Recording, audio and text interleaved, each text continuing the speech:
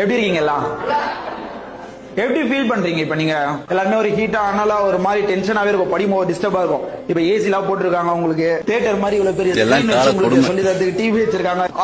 ஆக்சுவலா நானும் கவர்மெண்ட் ஸ்கூல்ல பச்ச பையன் தான். நான் படிக்கும் போது ஜஸ்ட் டேபிள் ஃபேன் அவ்வளவுதான். இப்ப வரைக்குமே நிறைய ஸ்கூல்ல அப்படிதான் இருக்கும். பிரைவேட் ஸ்கூல்லயே நிறைய பிரைவேட் ஸ்கூல்லயே இந்த மாதிரி ஏசி டிவி இதெல்லாம் வச்சு பாடம் நடத்துற மாதிரிலாம் இருக்காது. ஆனா உங்களுக்கு கவர்மெண்ட் ஸ்கூல்ல இப்படி ஒருத்தவங்க இனிஷியேட் பண்ணி பண்ணும்போது உங்களா ஹாப்பியா இருக்குல்ல? கண்டிப்பா எனர்ஜியா இருக்கணும். நீங்க வெயில்ல எல்லாம் ஆடிட்டு வந்து கஷ்டப்பட்டு உட்காந்து படிக்கும் போது எனர்ஜி வரணும்னு கொடுத்துருக்காங்க. எனர்ஜியா படிப்பீங்களா?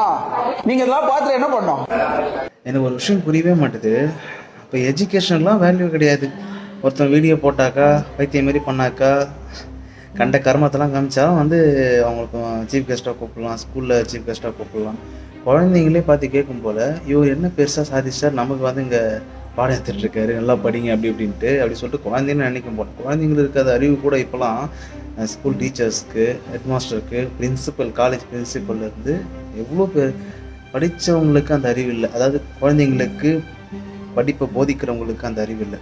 ஏன் அப்படி சொல்கிறேன்னா, நான் ஸ்கூல் படித்த டைமில் கூட வந்து சீஃப் கெஸ்ட் இந்த மாதிரி நிறைய பேர் வருவாங்க. வரவங்களாம் வந்து படித்தவங்க, ரொம்ப அனுபவசாலிகள், சாதனை பண்ணுவாங்க, இந்த மாதிரி ஆள்லாம் வருவாங்க. அவங்க வந்து மைக்கை பிடிச்சி பேசுறது கேட்கும்போதே நமக்குலாம் வந்து பா அப்படின்னு யோசிக்க தோணும். ஏன்னா அவங்களோட அனுபவங்களை, அவங்க லைஃப்பில் நான் கடந்து வந்த பாதைகளை வந்து அதை பற்றி நிறைய மோட்டிவேஷனாக பேசுவாங்க. அதை பார்க்கும்போது நமக்கு ஒரு இன்ஸ்பயர் ஆகும். பரவாயில்ல, நம்மளும் இப்போலாம் கஷ்டப்பட்டு படிக்கணுன்ற ஒரு எண்ணம் நமக்குள்ளே தோன்றும்.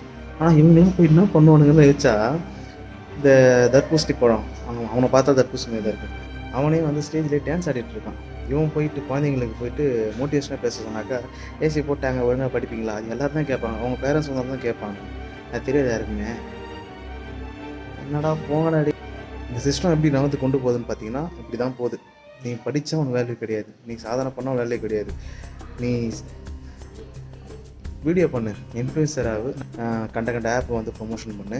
இதெல்லாம் பண்ணாக்கா உன்னை கூட்டு போய் நல்லா ஒரு சூப்பரான ஒரு இடத்துல உட்கார வச்சு உன்னை அழகாக பார்ப்பாங்க, உன்னை சீஃப் கெஸ்ட்டாக பார்ப்பாங்க, உன்னை மரியாதை கொடுப்பாங்க, விழுந்து கவனிப்பாங்க. இதெல்லாம் பார்த்து குழந்தைங்களுக்கும் வந்து நம்ம இதெல்லாம் படிக்கிறதெல்லாம் ஓரம் கட்டிட்டு நம்மளும் வீடியோ பண்ணுவோம், இவருமே நம்ம ஆகும்னு நினைக்கும்ல அந்த குழந்தைங்களாம். அதுக்காக தான் பண்ணிகிட்ருக்காங்க.